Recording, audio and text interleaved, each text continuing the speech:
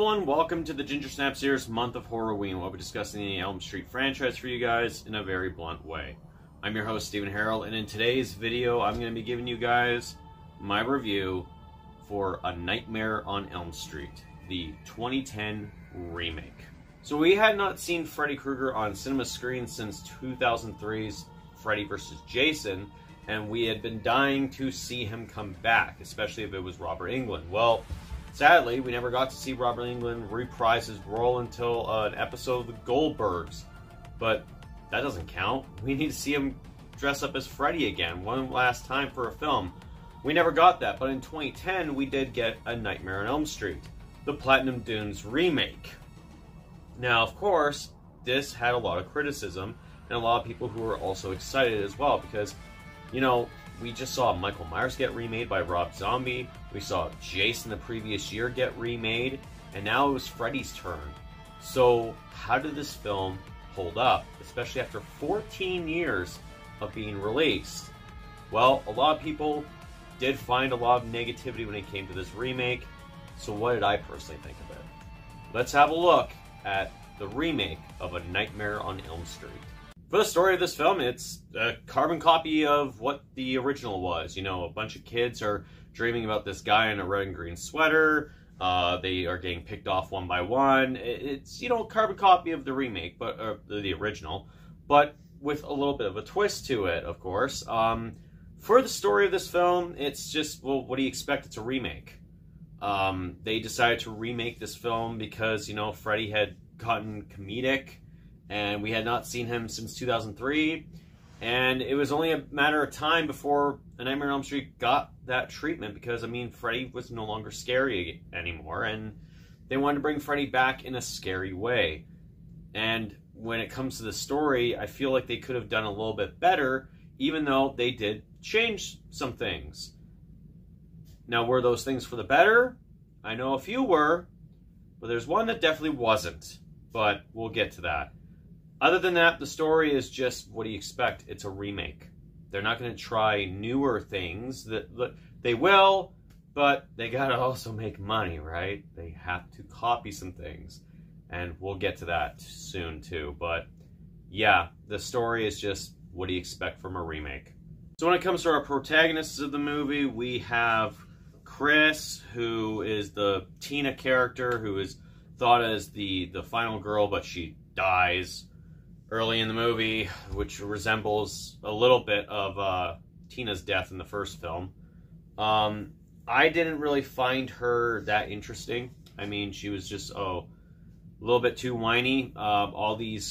She looks like she belonged on the CW network, some sort of fucking teenage girl show.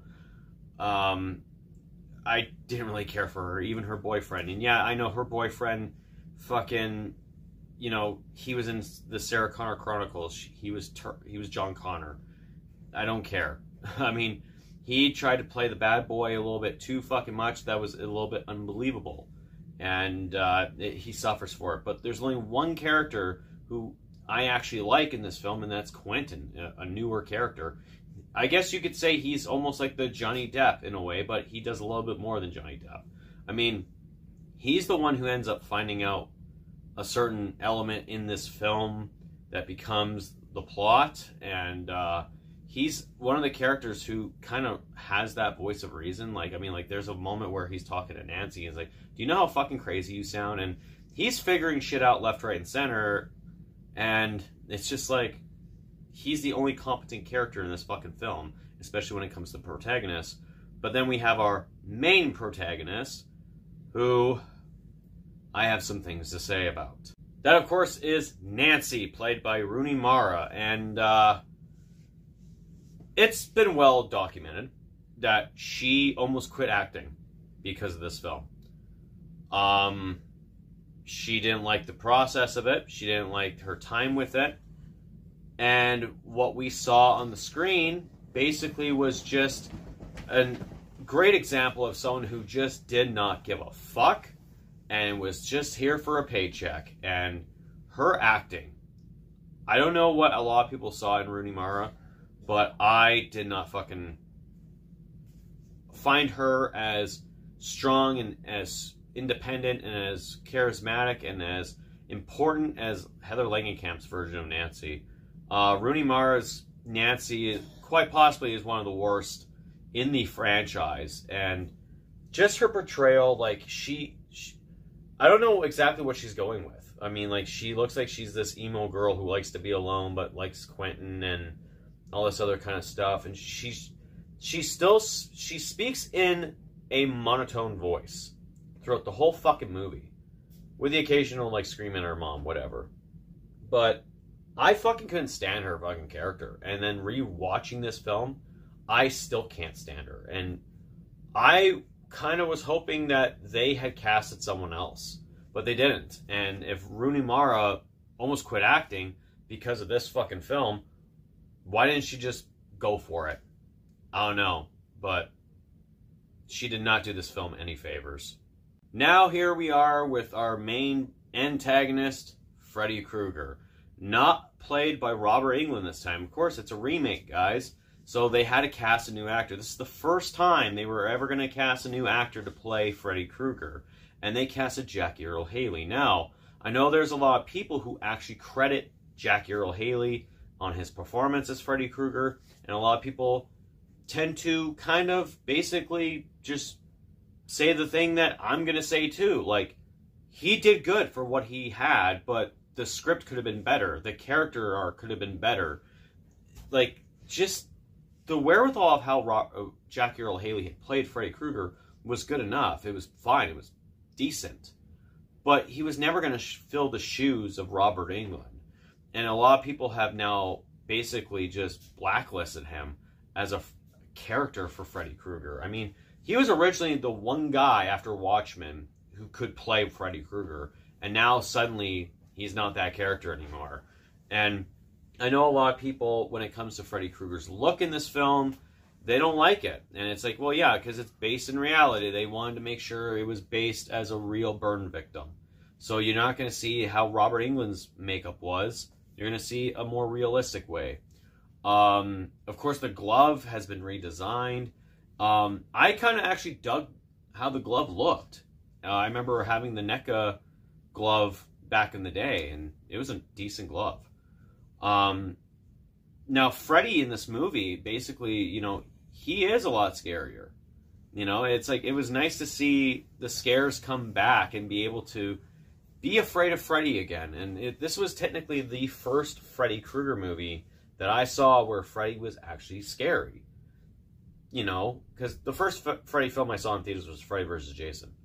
But other than that, like, I didn't mind Jackie Earle Haley's performance. It was decent for what it was. It's just we wish we had a better script and better dialogue for him, and that they didn't just do what they ended up doing. And we're going to talk about the most glaring thing. A lot of things that are wrong with this movie is the blatant fucking copy and paste ripoffs of what the original film did. And some of it doesn't even make any sense, and some of it doesn't even look good. I mean, like the scene where Freddy's coming out of the fucking wall. The CGI unrealistic look in this fucking film does not even hold a candle to the realistic look that we got in 1984's film. Like, why does that one look better over this one? I don't fucking know. Then, of course, we have the bathroom scene where Freddy's glove, again, comes out from between Nancy's legs. And it's like, why are we copying this? Like, I get it, it's an iconic shot, but they started ripping a lot of things from the original film, including the one that really makes no fucking sense. When Chris literally is being dragged in the hallway, just like how Tina was. And then we see her standing upright again. It's like, don't you want to hang out, Nancy? And she's bleeding, but laughing at the same time, but sounds like Freddy. That makes no sense. Like, why the fuck did she just get carried away and then all of a sudden pop up again? Like, I feel like that was shot not in order. And it just made no fucking sense. But one of the most glaring things about this film that just, let's change something, is Freddy's motive. Freddy's motive in this goddamn film actually contradicts the title too. I mean, he is going after kids who ratted him out as doing stuff to him when he was a gardener at Banham Preschool. Okay, and only one of the students, one of the kids, lives on Elm Street. And that's Chris. So, why is this movie called Nightmare on Elm Street? Makes no fucking sense. We don't get much of the Elm Street references in this film at all. We get Badham Preschool. So why was this movie not called A Nightmare at Badham Preschool? I don't fucking know.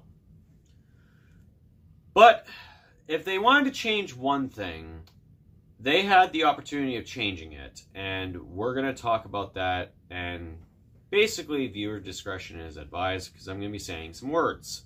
So, what I thought they were going to do for changing this film was actually make Freddy innocent. And Freddy was never a child killer. At all.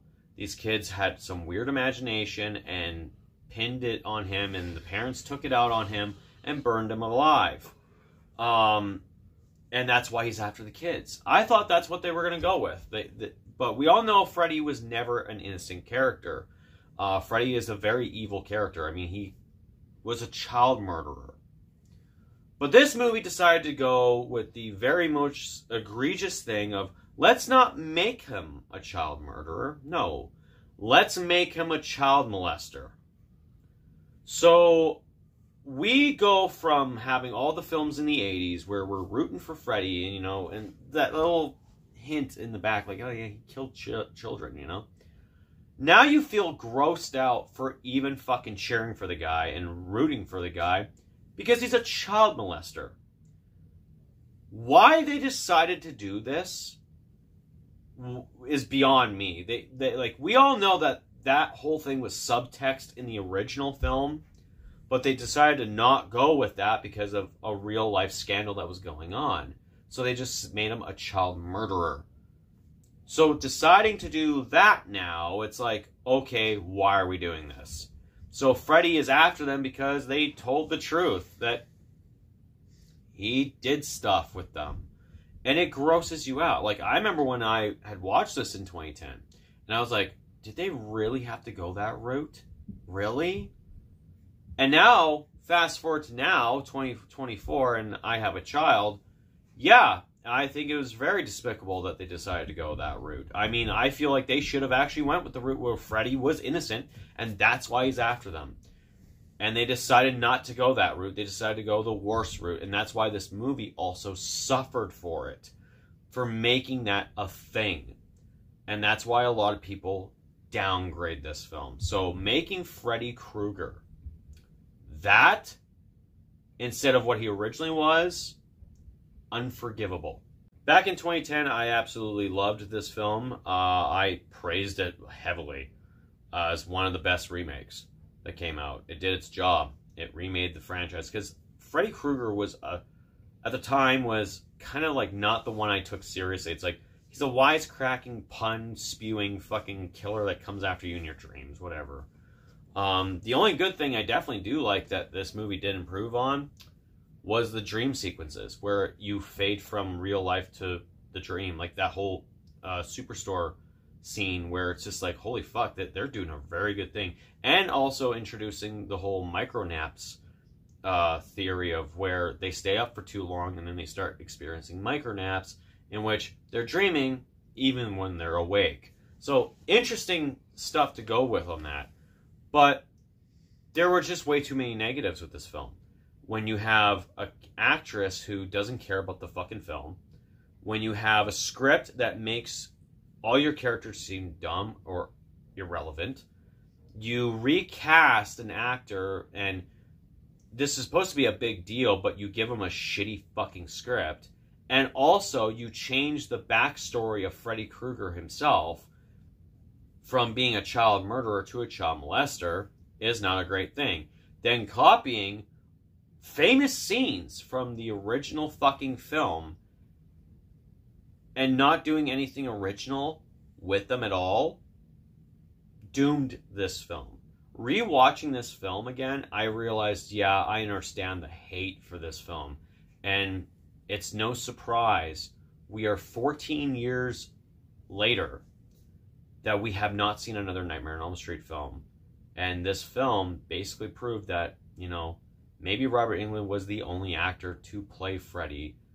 Maybe you have to take your time and find someone else now. Because, I mean, Jackie Earle Haley did a good job, but he wasn't really given much. And sadly enough to say, when it comes to the horror movie slasher remake trend, this is one of the worst. So guys, for my rating, I'm going to give A Nightmare on Elm Street from 2010 a 3 out of 10. So guys, what did you guys think of the remake of A Nightmare on Elm Street from 2010? Let me know in the comments down below. If you liked the video, make sure you give it the thumbs up and subscribe for more content. And don't forget to hit that bell notification so you can get notified about all the other videos coming on the channel, especially when it comes to the Nightmare on Elm Street franchise. Anyways guys, that's it for me. This has been the Ginger Snap Series Month of Horror-WEEN. I am your host, Steven Harrold. I will talk to you guys later. And whatever you do, don't fall asleep.